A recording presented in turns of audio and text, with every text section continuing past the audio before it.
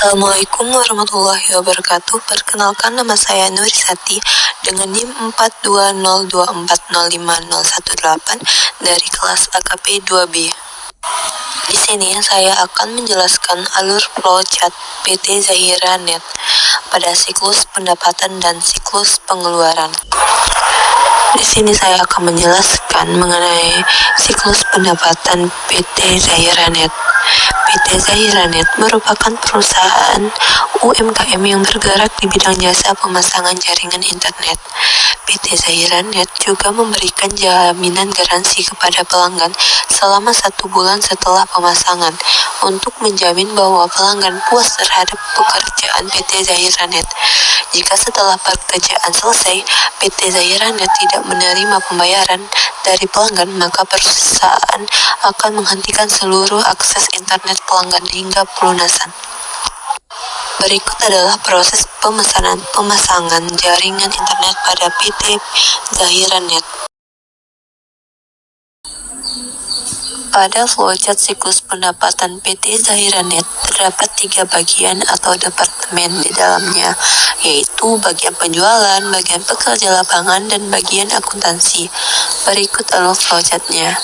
Siklus PT Zahira Net dimulai dari pelanggan mengirimkan order pesanan ke bagian penjualan. Setelah menerima order pesanan, bagian penjualan akan memeriksa catatan transaksi pelanggan dari data catatan transaksi. Jika pelanggan mempunyai hutang, bagian penjualan akan meminta pelanggan untuk melunasi hutang terlebih dahulu.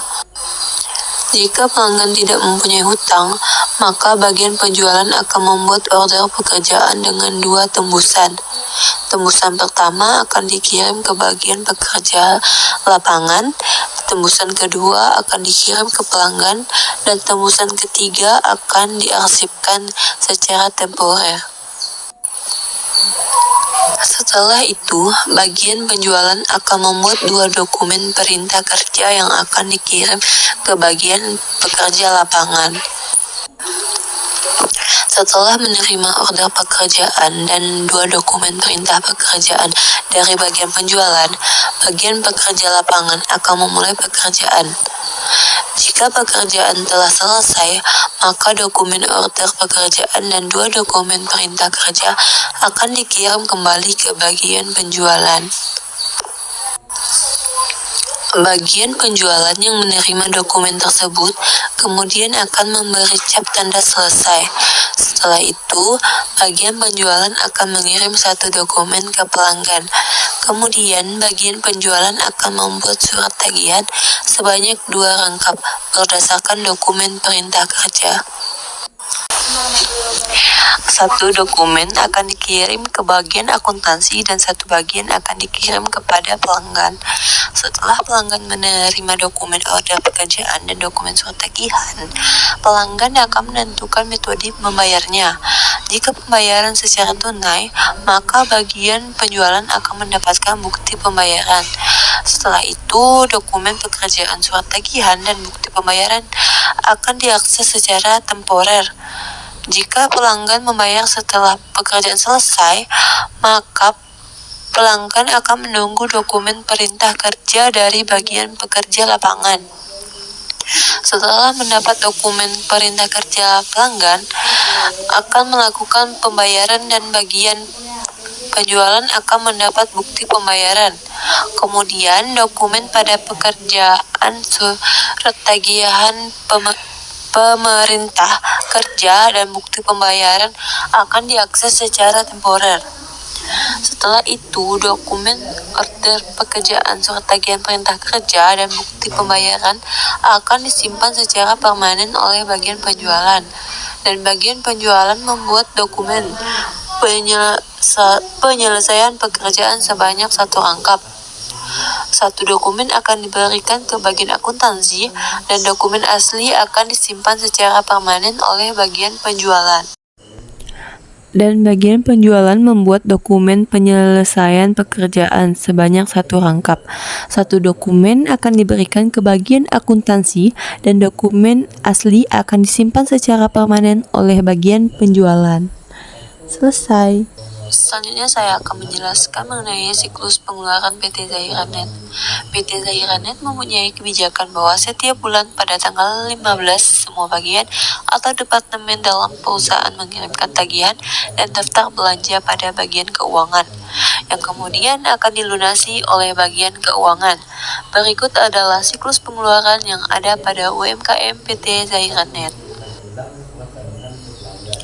Pada flowchart siklus pengeluaran terdapat 3 bagian di dalam perusahaan ini, dan pemasok sebagai pihak luar yang tidak berhubungan dalam flowchart perusahaan. Berikut alur flowchartnya. Bagian gudang memeriksa persediaan dan membuat surat permintaan belanja barang dengan satu rangkap. Dokumen asli disimpan di bagian gudang secara temporer berdasarkan nomor surat, dan salinan dikirim ke bagian keuangan yang dimana permintaan belanja barang tersedia untuk proses selanjutnya. Kemudian, bagian keuangan membuat surat permintaan barang berdasarkan permintaan dari bagian gudang dan mengirimkannya ke pemasok. Salinan disimpan di bagian keuangan secara temporer yang dimana permintaan barang tersedia untuk pemasok. Setelah menerima dokumen permintaan barang, pemasok akan menyiapkan barang pesanan dan nota tagihan. Setelah itu, bagian pemasok akan mengirim dokumen permintaan barang dan dokumen slip pengapakan kepada bagian gudang dan mengirimkan nota tagihan ke bagian keuangan. Bagian keuangan yang menerima nota tagihan dari itu masuk akan menggandakan nota tersebut. Data pertama akan dikirim ke bagian akuntansi dan nota kedua akan diarsip secara permanen oleh bagian keuangan. Setelah barang diterima oleh bagian gudang akan merekonsiliasi atau mencocokkan dokumen permintaan belanja, dokumen permintaan barang, dan dokumen slip pengapakan dari pemasok. Jika barang sesuai, bagian gudang akan membuat dokumen penerimaan barang sebanyak 3 buah. Dokumen pertama akan dikirim kepada pemasok, dokumen kedua akan dikirim ke bagian keuangan, dan dokumen ketiga akan diarsipkan secara permanen.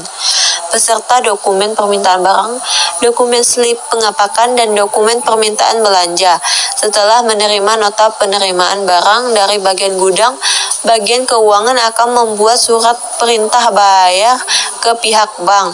Setelah melakukan pembayaran, bagian keuangan akan mendapat bukti pembayaran. Kemudian bukti tersebut akan diduplikat oleh bagian keuangan.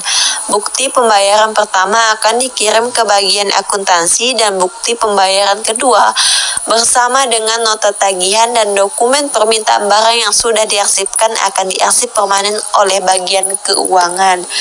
Sekian dari saya ucapkan terima kasih. Wabillahi taufiq wal hidayah. Wassalamualaikum warahmatullahi wabarakatuh.